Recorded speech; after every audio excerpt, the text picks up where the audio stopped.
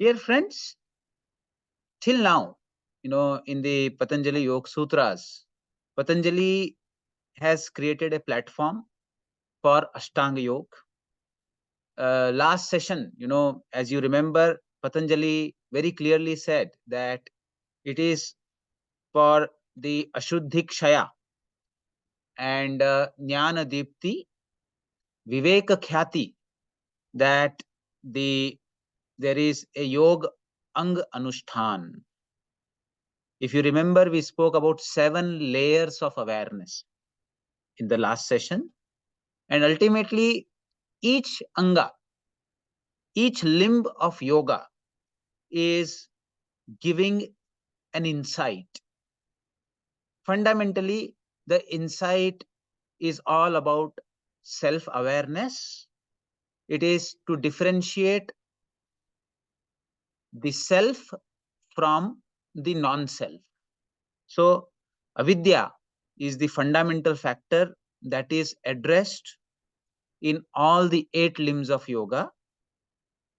And if you remember, we were discussing about Saptadaha Pranta Bhumi Pradnya. We were saying that the Pradnya means insight. Insight into the self is going to happen in 7 layers. And in that movement, in that understanding of the insight into 7 layers, we reached up to pratyahar. Correct? So the last point was that when a person does yamas and niyamas, he gets an insight that he is not an isolated component of this universe. He is connected to everything. So connectedness is the insight of yama and niyama. Then the insight of the asana. When person does thiram sukham asanam tato dvandva anabhighatah, he crosses the dual forces which have the impact on the body, and therefore he reaches a state where he gets an insight that his existence is not merely limited to his physical body. So this is the insight that comes after practice of asana. Then the next level of insight that comes is at the level of the breath, where the individual realizes that he is something even beyond the breath. When the breath becomes very subtle and very slow, the Panchamahabhutas, the Tanmatras, the Pranas. So when one achieves that state, Shwasa Prashwasa Gatir Vichchedaha Pranayamaha, one gets an insight that I am also not just the energy.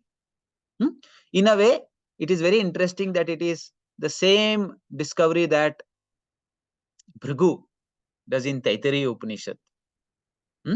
So at the level of yama, niyama and asana, person realizes that annam brahmeti vejanat, I am not the annam. Here person, after pranayama, person says, I am just not also the prana. I am not the energy or just a thing that is surviving on oxygen or those kind of energy parameters. Then comes the next inquiry, where person is able to completely swaswa vishaye, whichever vishaya the indriyas are going, the person is able to withdraw them, and after withdrawing you turn them inwards. Correct? So what is the result of pratyahara? After pratyahara, what do you achieve? Jaya? Indriyanam, and then dharanasu. Okay, so the mind develops the ability to do dharana by pranayama, control over the prana. And here what is happening is that the person is able to win over the sense organs. So the distractions that are there which are drawing the mind again and again outward, are removed after complete pratyahar, and the person turns inwards. Now, what is the insight that a person gets after doing pratyahara? Anyone online?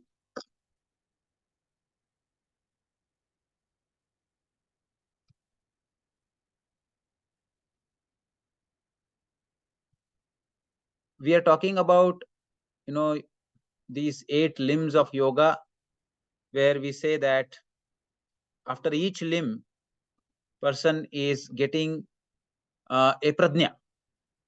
So I am asking you, after pratyahar, what is the insight that a person gets?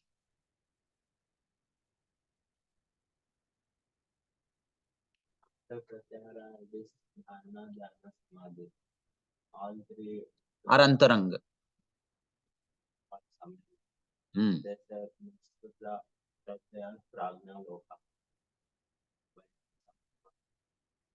No. The question is only at the you remain only at the level of pratyahar.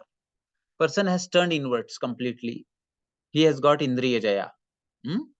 Now he also has developed a ability of the mind to be able to focus the mind at any particular point for as long as the person wants. Desha bandha chittasya dharana is going to happen after that. Correct?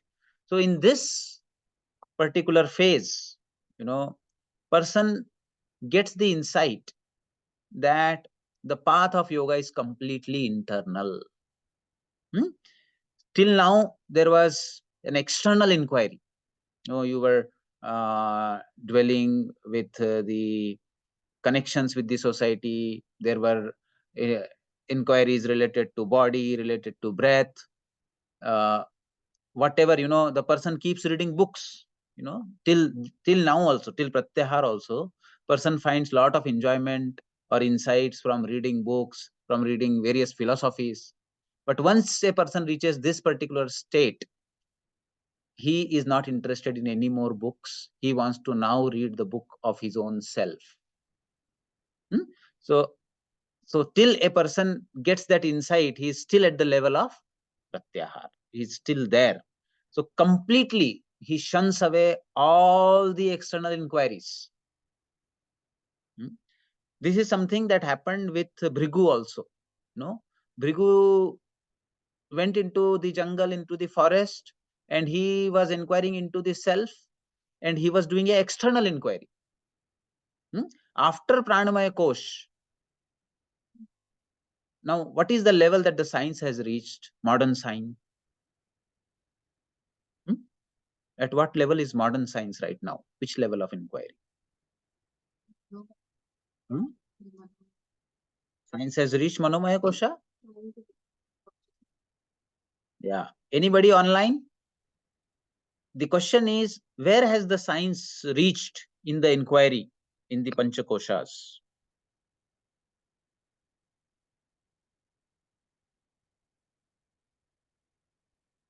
Parag sir? Sir, just about to reach pranayama level. They are studying about the breath and mind, sir. Yeah. So if you, I agree with you. Basically, what science has done is, Einstein has said E equal to mc square. So energy and mass are interconvertible, but still the inquiry is outside only. Through quantum physics, people have looked into the electron, through the electron microscope, and they have also understood that electron is of the nature of particle and wave both. Now, in the external inquiry, science has reached a kind of a barrier which science is not able to overcome. This barrier is known as observer bias. Okay, what happens when you look at an electron, any matter per se? Scientists have realized that just by the act of observation, its behavior changes. Observation means a ray of light.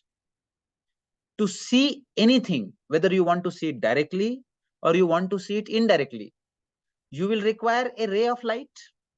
If there is no light, can you observe? Correct? But unanimously, scientists now agree that as soon as from any direction, any ray of light comes, the behavior of the electron changes. So we are not able to understand the real nature of the universe because the observer has become a hindrance. If observer itself is a problem in gaining knowledge for the observer, how will you overcome this?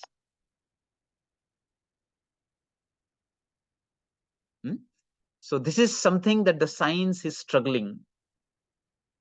Is there any way that you can overcome this? Anyone, my online friends are here? Whatever is outside is also inside. Maybe by the insight. So this is what the science is not able to realize yet, but Bhrigu realized this. When Bhrigu says, Pranam Brahmeti Vejanat, he was external. When he said Annam Brahmeti Vejanat, he was external. But then suddenly when he takes this quantum shift, says Manam Brahmeti Vejanat, he became internal. So here, yoga also reaches a level where you say, okay, from this point onwards, if the observer remains, you will never understand the true nature of the things. So let me now turn inwards and work towards this observer and dissolve it. Then in Samadhi, he says, Tadeva Artha Matra Nirbhasam, the real nature of the thing is revealed because Swarupa Shunyam, the observer is not there. So this junction, Pratyahar to Dharana, is the junction where the inquiry shifts inwards. So the insight at the level of Pratyahara is that the truth does not lie externally. You have to turn inwards. So my senses are not going to give me the answers. The insight is the answer that I seek will not be given by my senses. My answer lies beyond the sense inquiry. So this is the level of insight or the pranta bhumi prajna. Okay. Now when the inquiry becomes internal, then the insights that you get are also more and more subjective, and they are more and more deep. So yeah, in the chat box also there is something, Manomaya Kosha. Yeah. So now what is the insight that a person gets from dharana, from dhyana, and from samadhi? This is very actually critical to understand. So at the level of dharana, what happens? Desha bandha chittasya dharana. And what is the result of dharana?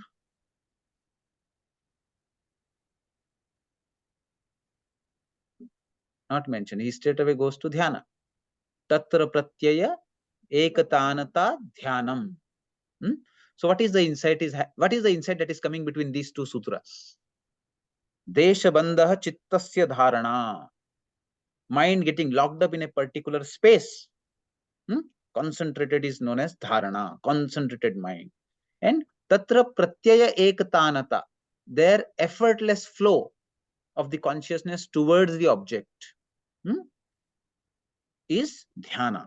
Pratyaya ekatanata, continued flow. So what is the insight between these two sutras?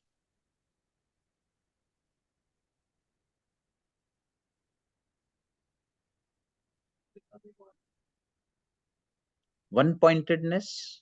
What is the insight? Why the person has to move from dharana to dhyana?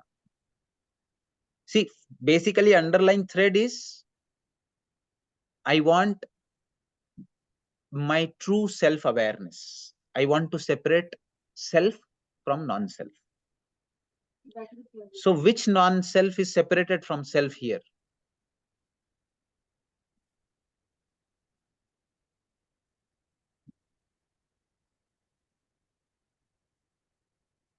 Also, the inquiry is towards dissolution of the observer. Correct, no? So therefore, in dharana, person feels that if I use my mind like a focused beam, I will be able to get the answer. If I just become one pointed, concentrated inwards, I will be able to get the answer which I want. Means my focused mind is going to give me true knowledge of myself. That is the thing that still remains in dharana. Okay, so at the end of the dharana, person realizes that by focusing the mind, the observer becomes strong only. Until the observer is there, the true nature of the things cannot be revealed, even in internal world. Correct? So, from dharana, when a person shifts to dhyana, he moves from a effortful focusing to an effortless focusing. So the inquiry which was at the level of dharana is about more intense concentration of searching something inside. Person may do samyama on different organs, get different kind of siddhis, all that can happen, but ultimately person realizes that just that effort of concentration, I close my eyes, focus between the eyebrows, or focus a point within me. If I just keep on doing that, I may get headache, but ultimately it is not going to give me any kind of deeper insights. So from dharana, when a person moves towards dhyana, person realizes that the path of yoga is not so simple. And here, probably this is, the only science where your hard work, your, what you can say, your desire to win itself is a hindrance. Everywhere else, when you go, you want to win something, you prepare, and you go with a zeal to win. The more material it is, the more you can win with that intensity. But when the path becomes internal, it requires intense awareness, but at the same time it requires expansion. So the problem is, with awareness, from the childhood, we understood that awareness means focusing. Correct? But yoga, here from dharana to dhyana, the insight comes is there it is possible to have awareness with expansion. And in the path of yoga, focused awareness is going to take me up to a certain level, but not beyond that. You understand? I was watching a Netflix documentary on mind. So there they said, okay, let us see how aware you are. So in that documentary, there was a net on which a person was jumping. Okay. And there were people going, coming and going, and there were background things were happening. And they said, okay, let us see how mindful you are. And they asked, you have to do a very simple thing, just sit relaxed and count the number of times this person jumps. Correct? The person was doing bungee jumping, going up, rolling down, coming back, again jumping, going down. People were crossing, so you have to just keep a count. So at the end, they said, if your count is 11 jumps, then you are correct. But did you observe a gorilla that walked behind the person slowly? Nobody. So nobody observed the gorilla walking behind. So this is the problem in dharana. When you focus on jumping, when you focus on one thing, even a big gorilla walked, but literally you do see that mind explained. in Netflix. Couldn't see a huge gorilla there. He came 3 times. Came, went back, came, went back, came, went back. But the mind was only counting the jumps because I wanted to prove how mindful I am. So the observer, when you watch something intensely, you watch only something, but you miss infinite. So on one side, dharana is something which gives you a sight. On other side, it makes you blind to the whole world. So this is the insight here, that the path of yoga is not a path of blind concentration, ignoring everything that goes on in the background or in the surrounding. So in Zen meditation also, you see this kind of awareness is given a lot of value.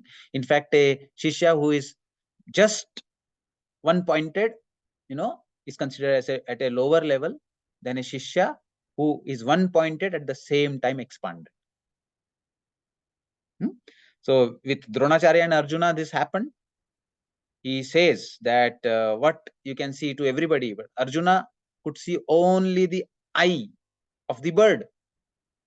So Arjuna was at the level of dharana.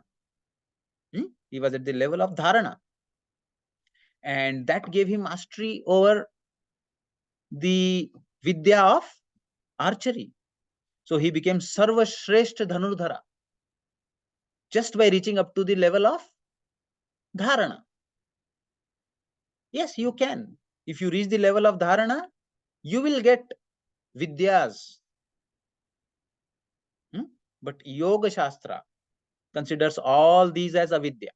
The vidya of Yoga Shastra, if you want, then this ability of dharana also becomes a hindrance. But it will give you material, prosperity. People will recognize you. You will grow. So you will get wealth, name, fame, everything. But if you want the moksha, if you want liberation, freedom, then you have to go a step further. In fact, our whole education policy, if you see, after Macaulay, before that, there were these kind of tests also, what Patanjali and other used to do. Okay, you have reached a level of concentration. I want you to go beyond. But now in our whole education system, nobody asks this question. What is beyond concentration? Nothing. Concentrate. Your memory is the most important thing. How much can you recall? How much can you focus? And how much can you produce? Because ultimately, society also has become selfish. What will they get if you get moksha? Nothing, no? They will get things what they want only when you reach up to dharana. Ashtavakra says, when a person transcends from the dharana to dhyana and samadhi, he becomes useless for the society, jadavat. So it is not something which is jada bharata, and such examples are there. So these kind of people manifest either people consider them as mad, or they become childlike, and both of them do not serve any purpose for the ambitions of the society. But the Yoga Shastra, if you look at the beauty of this particular science, it is considered as the most difficult of all, but at the same time the easiest also, because the effort also is not having effortless effort. A kind of a thing where there is abhyasa, but at the same time vairagya also. Only abhyasa will not take you. Only vairagya will not take you. You need abhyasa, vairagya together. So there is no greater science that a human mind, human body, human civilization has evolved than the science of yoga. So this is the insight that a person gets when he moves from dharana to dhyana. The insight is that I do not need only abhyasa, I need abhyasa with vairagya. Then what is the insight that is there between dhyana and samadhi?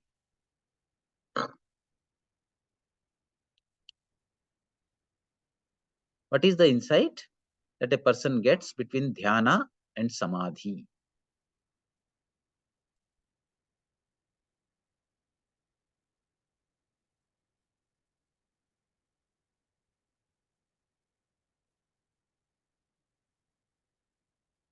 What is dhyana according to Patanjali?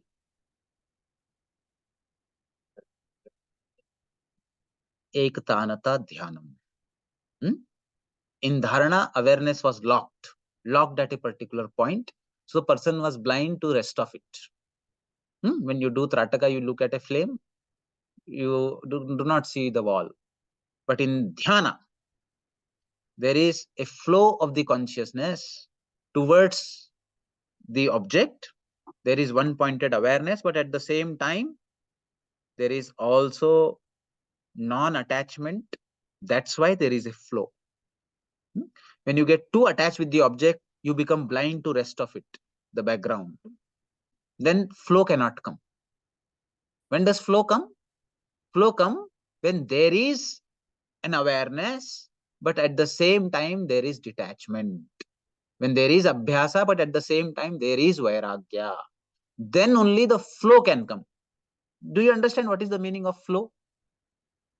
Flow psychology, in positive psychology, they are talking a lot about it. No, you have to reach a flow state. They say it is a very productive state of mind. A lot of neuroplasticity can happen. Mihai Csikszentmihalyi, he has spoken a lot about flow state.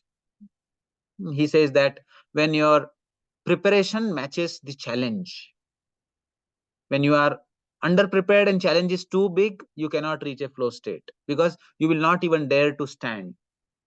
Whereas when the challenge is too tough, or when the challenge is too easy and you have prepared too much, your opponent is too weak. You are a black belt in karate and you get a yellow belt person to fight, so, or a small kid to fight, there will be no flow there. Okay, so for a flow to come, preparation has to meet challenge. But you look at the substance of the flow, anything that has to flow, that doesn't have to remain locked. Dharana is locking up. There is bandha. Now that bandha becomes ekatanata. It becomes a flow. So from bandha to flow, how do you move? What is the mechanism?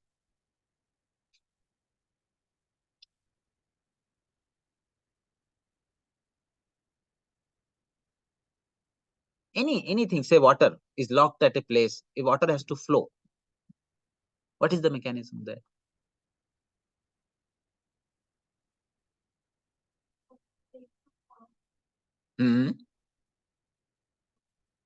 In a flow, there is a direction, correct, which is in a way a kind of a you can say attachment, but at the same time, because it is continuously moving, it is continuously attaching and detaching. When you move anywhere, when you take a foot, when your right foot is there, right foot attaches, but the left foot detaches, and the left foot attaches and the right foot detaches. So when attachment and detachment happen at the same time, in a sync, then only flow can happen. Otherwise, flow is not possible. If there is excessive attachment, you get blocked. If there is excessive detachment, you lose direction. Correct? So this is something, an ability to go in and come out. You have heard of Abhimanyu syndrome? Abhimanyu syndrome?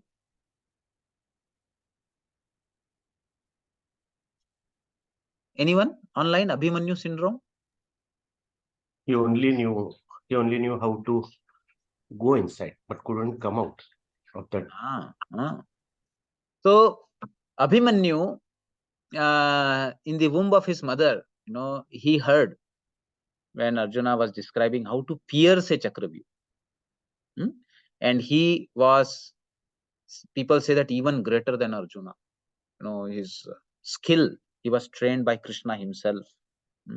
So his skill in archery at that time for his age was amazing. So when Arjuna was diverted towards other side, and there was nobody to pierce the Chakravyu, otherwise Pandavas would have lost that day. If that day he wouldn't have, dared. So none of other Pandavas, Yudhishthir, Bhim, even, they were very powerful, but they didn't have that art, because it required immense ability to concentrate. In those Chakravyus, every arrow had to hit a particular spot. If it misses, the Chakravyu fails. You get caught up and you die. And there were 7 layers like that, layer by layer, and there was only one weak link in every Chakravyu, and it was very dynamic. Continuously his chariot should keep running around, and in that running around he should identify the weak link, hit the arrow on one side. When the person moves, he has to find a gap and pierce it. It is not fighting, it is actually fooling them. So it required very dynamic state of concentration. So he was layer by layer, and the Sarthi also has to be very skilled for doing that, and he has to manage the horses and do the other thing and give instruction to the Sarthi. So this 16-year-old boy pierces the Chakravyu, reaches the right core of it perfectly. And after reaching the Chakravyu, then it requires another step, which are very different in the mechanisms. When you go into the Chakravyu, you have to use lot of aggressive force, but when you pierce the Chakravyu and when you are there right in the middle of it, then the coming out of it, requires a different kind of a skill, where the person basically is looking at finding out the core center, the person that is there. He uses the same person as a shield, to one person is used as a shield to go beyond, and like that shielding mechanism works when you come out. So he didn't know that. He only knew to go in the center. So more than half a day passed when he reached there. And because these people have such grudge, that the rest half of the day they kept killing him one after another. Very brutal, very brutal. So they say Abhimanyu syndrome is the syndrome that our adolescents suffer from, where how to get into a relationship, how to get intensely involved, how to be intense while entering. But when it has to break, you do not know how to come out. You're killed, brutally killed. So why that has happened? Because the dharana component that has been emphasized in the whole education system is the only tool that we have. Okay, you need intellect to pierce, to do the dharana, to plan things, to enter into anything. You need a piercing power, because you want to go to the depth of it. But when you want to come out of something, do you need piercing power? You need holding power, an ability to hold on to something higher than you. But the only tool that we have is our sharp intellect, which can pierce and go inside. So we use the same tool, go inside. And when we have to come out, we use the same tool to come out. So we keep on cutting the very threads which can pull us out. So please understand, you cannot do dhyana without bhakti, without emotion. Only intellect can only go up to dharana. From dharana to get into dhyana, you need acceptance, surrender, some holding on to the higher. So this is not cultivated in our education system. It only takes you up to dharana because that gives material success, that gives name, fame. And there we are doing good. We are able to earn, we are able to settle down in life. But when it comes to our personal lives, our emotional well-being, we are still ancient people. Ancient people were much better. We are still the Stone Age. The only progress that we have done in terms of our emotional well-being and culture and advancement is that people earlier, when they would feel sad, they would cry and wipe their tears using their clothes. Now we use tissue paper. Apart from that, in the internal world, we have not taken any further step. So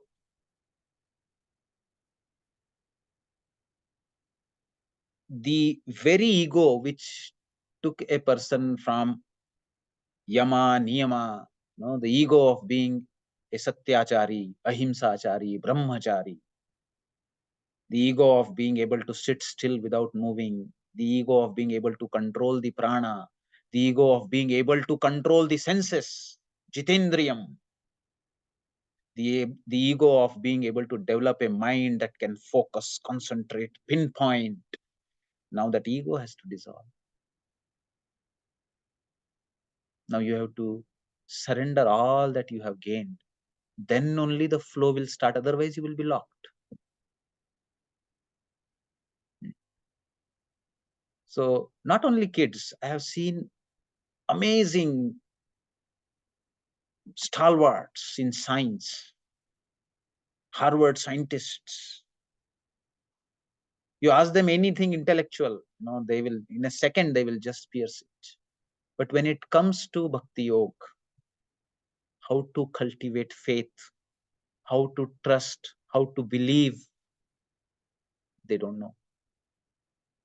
It's not there in the system at all. But dhyana and samadhi. Up to dharana, it says something that you do. Correct? But dhyana and samadhi is something that happens to you. You don't do it. You cannot do dhyana.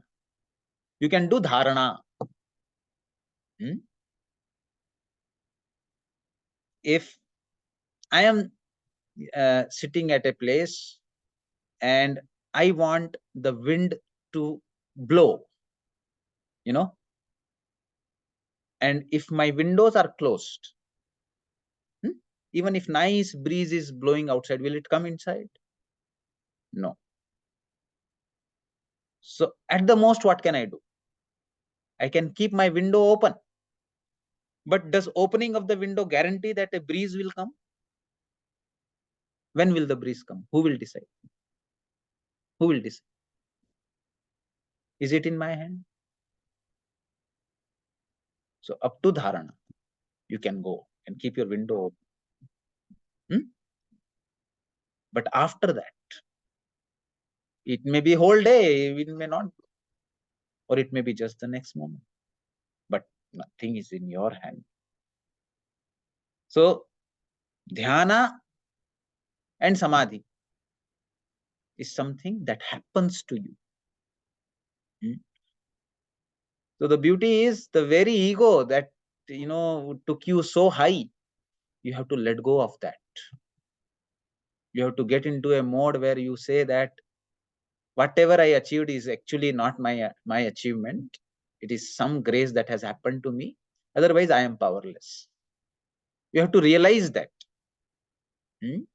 So this is what takes place, and this is the insight that a person gets when he jumps from dharana to dhyana. And when a person moves from dhyana to samadhi, already something is happening to him.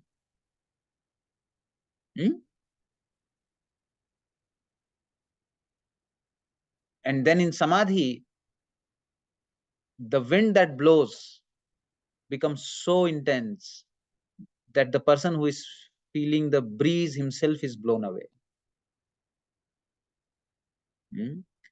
So the insight that comes between dhyana and samadhi is that the only hindrance is me, the sense of I-ness. So that is the insight that a person gets, a very subtle sense of identifying oneself with what one is not. So it is in this way these Ashtang Yoga, 8 limbs of yoga, have been designed to give Sapta Pranta Bhumi Prajna. Okay. Now let us look at the next sutra, where Patanjali actually gets into yamas and niyamas and provide the meanings.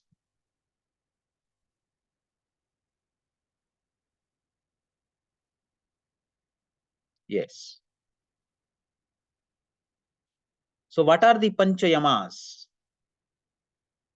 Ahimsa, Satya, Asteya, Brahmacharya, and Aparigraha.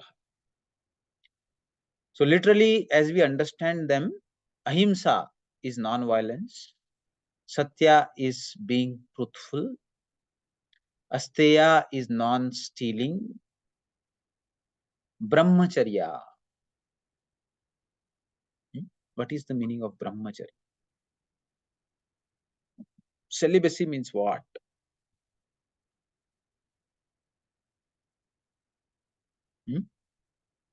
What does this text say? Continence. So in a way, it is also the anchor within oneself. Using the intellect, one controls the mind and mind controls the senses. That component of Shama and Dama, they are the characteristic of Brahmacharya. Aparigraha means what? Non-greed. So see, this is very important, the meaning that we attribute to them and actually what Patanjali means.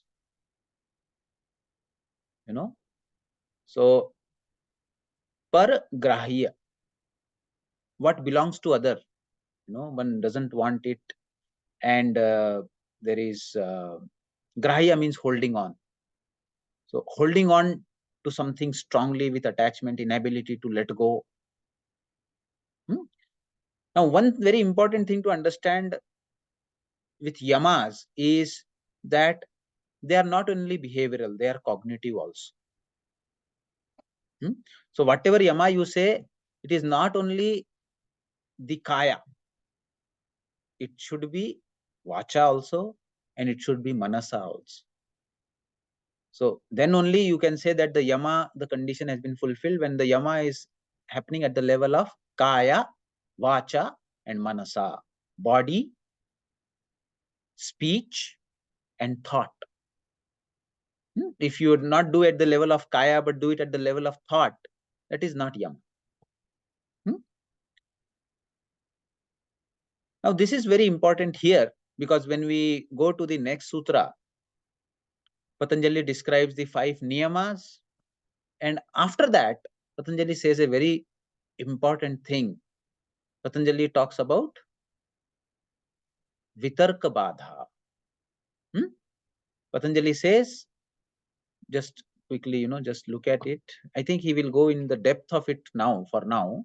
But the concept that I want to tell you is, these yamas and niyamas are the very foundation for the next insights that are going to come in yoga. Correct? If you don't follow yama or niyama, if some aspect of your life is there where the yama have been breached, any of the yama that have been breached, then you become prone for certain kind of psychiatric problem. Okay. No psychiatric problem can happen without breaching one of the yamas, because these are ultimate resilience building factors, the very foundation through which the greater insights will come. Otherwise, if the water is leaking from the base itself, the tank will never fill.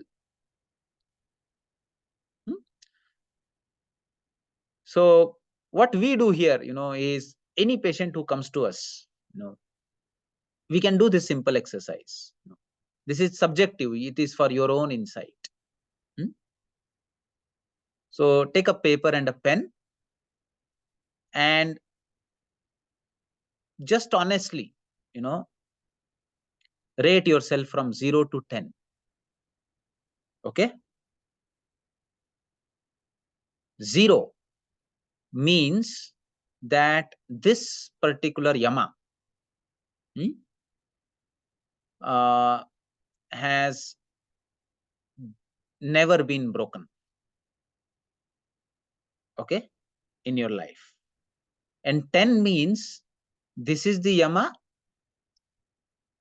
that is broken all the time. That is broken all the time. Time factor in your life so far. 0 means this yama was never broken. And 10 means this yama is being broken all the time. Okay. Honestly, just ask this question to yourself now. First is ahimsa, non-violence, not only towards others, but towards yourself also. Rate yourself from 0 to 10. I'm not going to ask your scores, just rate. People online also. Be honest to yourself. Then rate for, and also remember that it is not only kaya, it is kaya, manasa, vacha. Be little strict to yourself.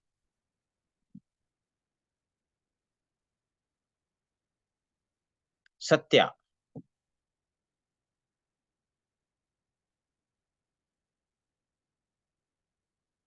The more often it is broken, the higher the score. Never broken, 0.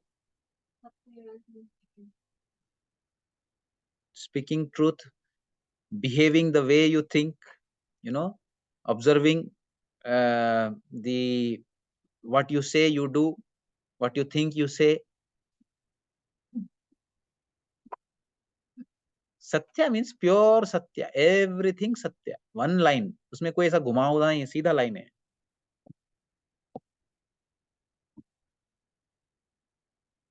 Asteya. Not only stealing things from others, stealing others' ideas, not giving them credit.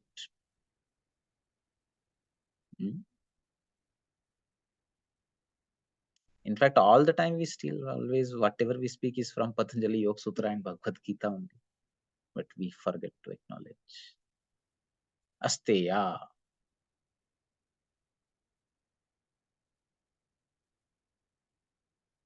Brahmacharya. Your senses become more powerful than your intellect. How often does that happen? Your senses drive you, not your intellect. They win. You know it should not be done, but you do.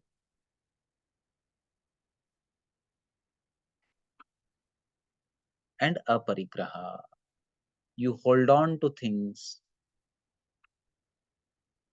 It may be, small object which you do not use in your house, your old clothes, which you are not able to let go. And you very well know that for years together you have not worn them and you are not going to wear them, but you cannot give it. Or these are certain unwanted ideas, thoughts, emotions, which you do not want. Not able to, means a aspect of you only preserves it. You want to think about it. Then it is parigraha, mental parigraha. You had some experience and you want that experience again, but you are not able to let go. You want that experience to be repeated. Then also it is smriti parigraha. Okay, everybody rated themselves from 0 to 10 on all the yamas. So the total score is 50. Correct? Correct? So everybody calculate your marks out of 50. Now this is a reverse exam. No, you don't want 50 out of 50 here.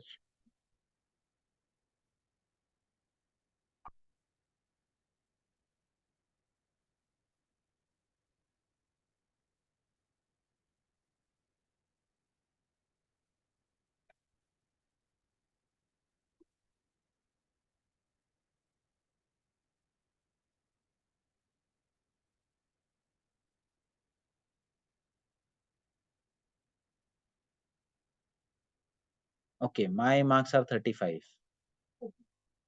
32, 31, 30, 19, 40, 29, 22, 24. I am the worst fellow here. Most truthful. Okay, so here we have Shobha, 31.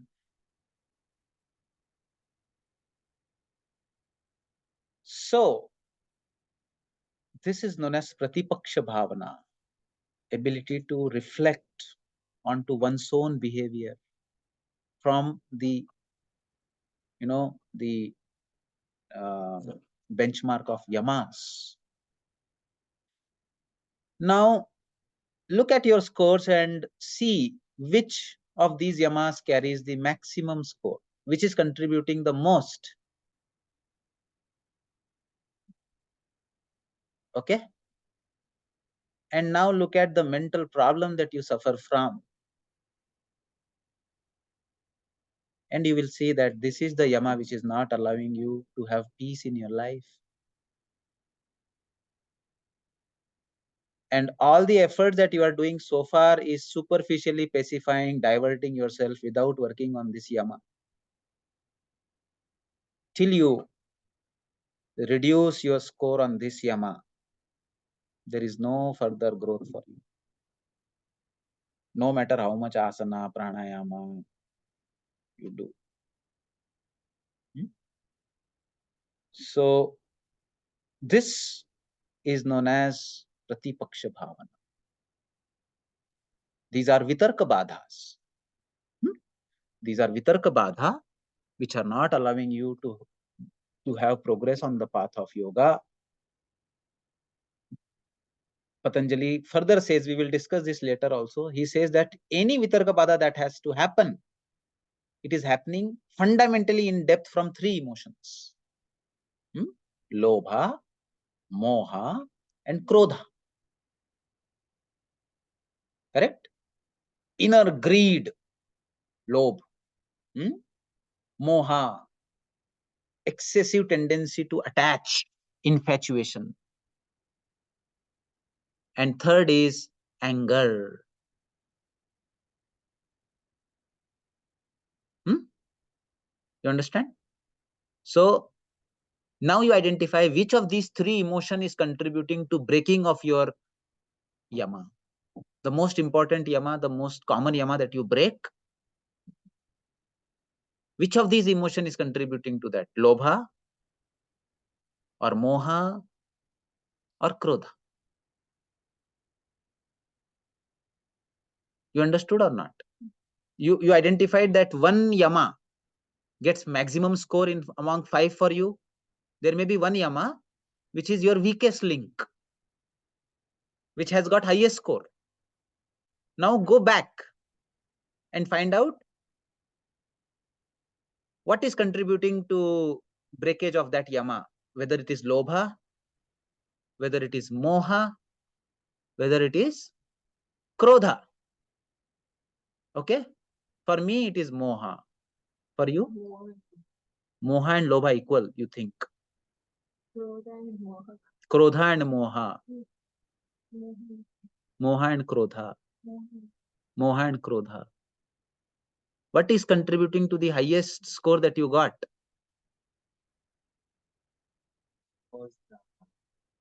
We are having knowledge. Is it It is himsa. You are eating somebody, which is which also has a right to live. but not this love of You cannot give up. Can you give up non-veg? You can give up, then you give up. Why you want to increase the score on himsa? Huh? No, why you were not able to give up so far? It is because of situation. So those situations, you have attachment to those situations. They are governing you. But then those things. So this is the only thing that you got higher score for. Good यार, you are. हम ही यहाँ फंसे पड़े हैं. हाँ. Moha. Yes, madam. Huh? Lobha is greed. You know, you get craving for things. You want them at any cost. Want it very strongly. Huh? Lobha and you are the only one who is without moha. Everybody had moha somewhere. Lobha, krodha, your personality.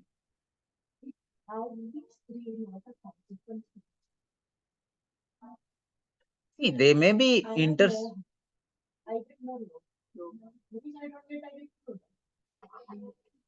but at the root there may be one. There are people who have lobha at the core. There are people who have krodha at the core. They have krodha towards themselves only at the core. So it is possible that they may be interconnected, but not necessarily in all the cases. What will be the root? You tell why you have to tell a lie. Because you are attached, you have moha. तो मोह है तो भाई ठीक है, जो प्यारे को अच्छा लगे वो बोलो, भले ही झूठा हो. हम झूठ क्यों बोलते हैं? When do we say lie? Either whatever I have, I don't want to give it away, because if I tell the truth, what I have will be taken away. तो लोभ भी हो सकता है.